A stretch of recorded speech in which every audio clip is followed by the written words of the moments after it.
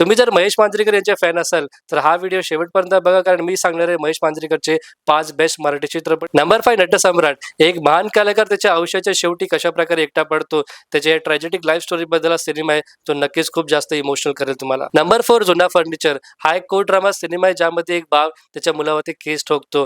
Basically हा चित्रपट असा सांगण्याचा प्रयत्न करतो की आयुष्यात आई आणि वडील हेच खरं सोनं. पुढे नंबर 3 वरती आहे काकस्पर्श.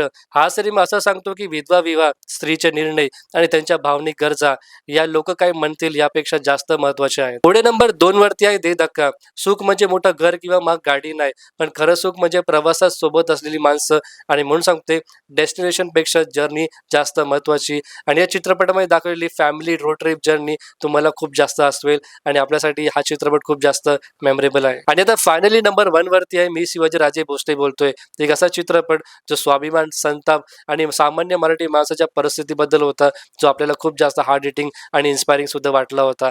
हा सिनेमा आपल्या सगळ्यांसाठी एक मेमोरेबल चित्रपट बनून राहिला.